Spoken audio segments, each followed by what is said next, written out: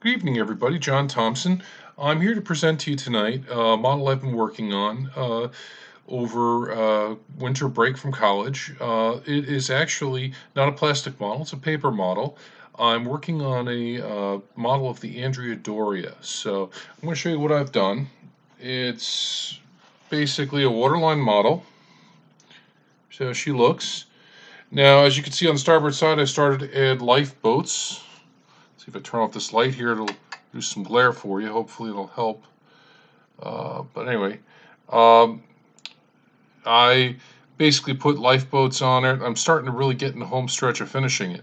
Now I'm going to show you what it looks like underneath. It's different from a plastic model.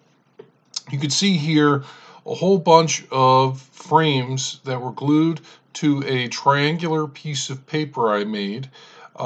It's basically a stick you have to make. And you put that all your parts build around it. So it's very important that assembly is relatively straight, otherwise the model's not going to be.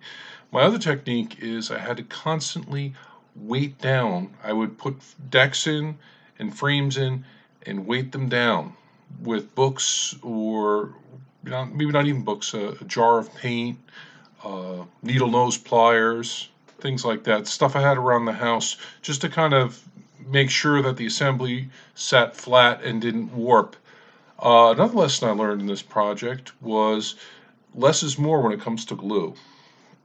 This kind of paper will get very warpy um, and kind of get wavy if you use too much glue. If you use just the right amount of glue on the hull skins will not do that. The hull skins generally are one piece of paper. Now this kit is interesting because it's not just one ship model you're building. There's two that come in the kit. I have yet to build the Stockholm that slammed into the Andrea Doria. So that's the next project to be done when I finish this model.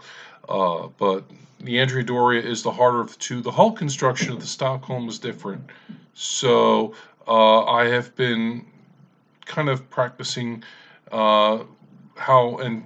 how I'm going to go about it and kind of reading the directions more thoroughly to figure out how to do that. So that pretty much will conclude what I've done on the Andrea Doria. Like I said, I'm still in the final fitting stages. I'm putting lifeboats on, adding the final details. Once you get the basic model done, I like to work on just adding the details. If I get stuck on one particular detail, I'll work on another one. So that's generally what I'm doing. But I make sure I mark off the highlighter and I try to complete each step. If I'm working on another step, that's another technique I do. There are about 10 sheets of paper that go into making this, and they're about 8.5 by 11.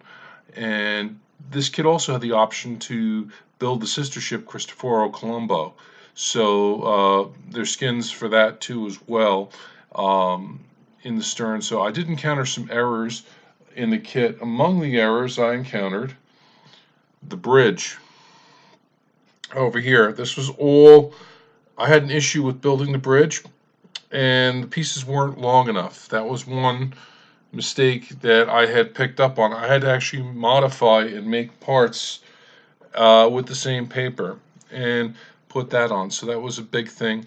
The top of the bridge over the wheelhouse, that was another issue I had to work through. So you generally it fits together pretty well.